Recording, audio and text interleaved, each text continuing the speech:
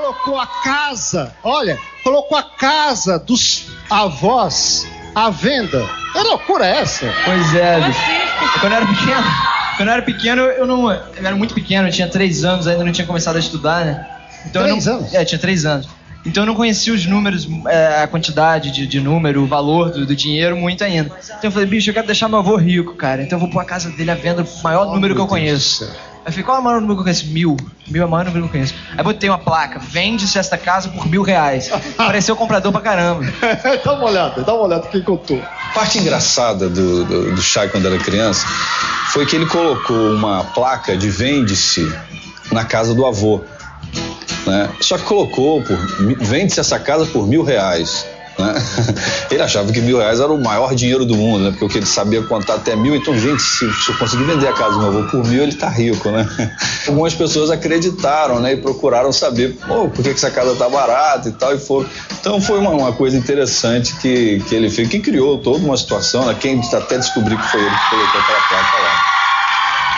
Pois é, agora se vocês acham que eles são doidos, a Sofia também aprontava, ainda contava com a ajuda da mãe. As duas, ela e a mãe, foram almoçar em um restaurante de pijama. Você lembra dessa história? Lembro. Ela vai lembrar. Que loucura. Deixa eu ver quem contou. Era um domingo à tarde e nós saímos, vamos comprar pão na padaria e saímos de pijama. Estava de pijaminha, assim, básico, um moletom, pijama, chinelinho. Aí eu olhei pra cara da Sofia e falei, Sofia, o que você acha de a gente ir pra Zona Sul e jantar num restaurante chiquérrimo? Falou, mãe, assim? Eu falei, sim, assim, por que não? Aí nós tomamos um táxi e nós fomos num restaurante chiquérrimo. O taxista, acho que se assustou, falou, vocês têm certeza que vocês querem ficar aqui? Eu não tive dúvida, eu falei, temos. Entramos, nós duas, de pijama. Aí eles nos atenderam muito bem, comemos sobremesa, voltamos, morrendo de rir, falando, mãe, só nós duas, né? Para ir jantar num restaurante chiquérrimo de pijama, né? De chinelo. Quer saber? Eu achei legal. Agora, a Lua tem um temperamento forte, mas no fundo, esse temperamento é forte mesmo, né? Andei lendo umas coisas assim, de fofocas, de namorado. Mas ela no fundo, ela é uma criança. Vamos ver o que uma amiga falou dela. Eu lembro uma vez que a gente viajou pra São Paulo, assim, fomos algumas amigas, a gente estava na casa de uns amigos lá. De noite, na hora de dormir, assim, a gente tinha uns, 12 anos na época. E aí nunca ninguém dormia, né? Queria conversar a noite inteira, um bando de meninas junto, festa do pijama, queria conversar a noite inteira. E a Lua, ela tem crise de riso. Então assim, chegou uma hora que ela começou a rir, que deu um problema lá na casa, os pais vieram dar bronca na gente, que a gente não dormia.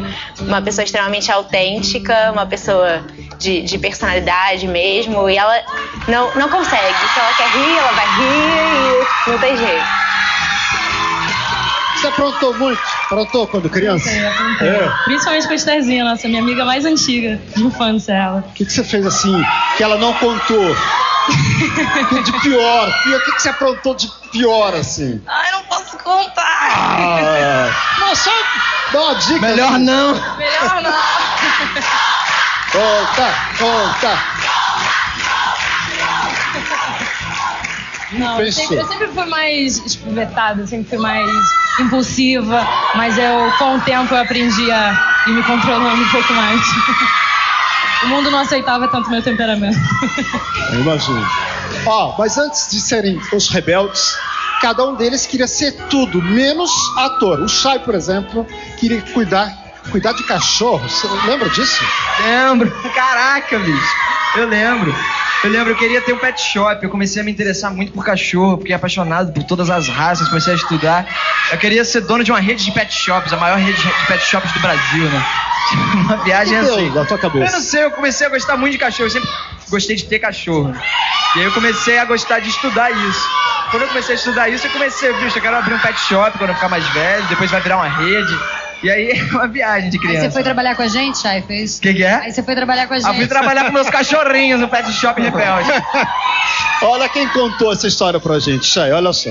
Teve uma época que ele se dedicou aos cachorros. Ele comprou livro, ele sabia tudo de cachorro. Teve uma época que ele disse que ele ia ser escritor. Então, ele começou a ler uns livros, mais ou menos no ramo que ele achava que ele ia escrever, e ele se dedicava àquilo. Teve uma época também que ele falava, mãe, ainda vou fazer um filme. Mas sempre ele pensou nele por trás das câmeras, né? Uma coisa que o Chay nunca falou, mãe, eu vou ser ator. Isso ele nunca falou. Quando firmou, quando ele ligou, o contrato é real, eu fiquei muito assustada. Eu só sabia chorar, mas foi uma crise de choro assim, por não saber o que vinha à frente. Medo do que ia acontecer, meu filho longe de mim, aquela coisa de mãe, de querer estar perto, de querer cuidar. E a gente conversou e ele queria muito fazer. E aí pronto, e aí é orar para dar tudo certo e seguir em frente. Saudade, mãe. Que saudade demais. Tá vendo? Tá vendo que dá pra trabalhar em televisão, ficar longe do pai, da mãe. Quer dizer que você sempre quis ser ator. Sempre. Na verdade, eu comecei com 6 anos de idade. Tem um projeto lá no Vidigal, comunidade onde eu moro, no Rio de Janeiro, chamado Nós do Morro. E eu comecei com um amigo, o Thiago Martins, amigo de infância. A gente foi lá pra ver, assistir uma aula pra ver se a gente gostava. E aí acabei me apaixonando e tô até hoje. Quem descobriu você? Esse menino tem talento. Cara, foi o Guti Fraga, o segundo paizão da gente, o presidente lá do Nós do Morro. E assim, ele viu que a gente eu era muito bagunceiro, sou muito bagunceiro desde pequeno. E ele viu que a gente tinha esse talento e adotou a gente também, assim, eu e o Thiago, na verdade. E de lá pra cá, nunca mais parei. Mas você quis ser jogador de futebol também, não quis? Eu não. Nunca quis? Nunca. Alguém? Não, minto. Minto. Quando eu era pequeno, um amigo meu tinha uma promoção lá do jornal pra jogar no Botafogo. Eu sou muito ruim. E ele me inscreveu. E aí eu fui sorteado e fui fazer. Só que não deu muito certo, não tenho muito talento no futebol. Quem contou sua vida pra gente, olha só. O Mikael, com 6 anos, ele pediu pra entrar no teatro. Aí depois teve uma promoção também, olha, a vida dele foi muito corrida. Uma promoção também de futebol. Aí ele falou assim, mãe, pegou aquele encarte e falou assim, mãe, me inscreve aqui que eu quero ser jogador de futebol. Um dia ele chegou pra mim também e falou assim, mãe, eu quero fazer aula de violão. Eu falei assim, mas por que você já tem tanta coisa? Ele falou, mãe, eu quero fazer aula de violão porque assim, eu quero entrar na música também. Eu falei, tá, se a minha carreira não emplacar de ator, eu vou ser músico. A primeira vez que eu vi ele na TV foi assim, eu fiquei... tive que me controlar, né? Porque a emoção muito grande. E eu saí assim, meio chorando e me escondi lá dentro. Ele ia ficar falando, minha mãe chorando, ele faz isso. Tá vendo? A gente descobre tudo, hein? Oi? A gente tá descobrindo tudo da vida de você. Não, que loucura é essa? A gente não tava sabendo de nada. Que isso, que coisa. Mas essa a gente não sabia. Eles estão longe de casa e a gente vai cantar, né? A gente não sabia que eles fantasiavam de índio. Isso ali foi um comercial de índio. Isso ali foi um comercial que eu fiz. Eu gostei muito. O maior problema é que eu tinha que ficar pelado mesmo. E aí... Comercial? E quem dirigia, que foi a Carla Camorati, na verdade. E ela que pintou o meu... Eu fiquei muito com muita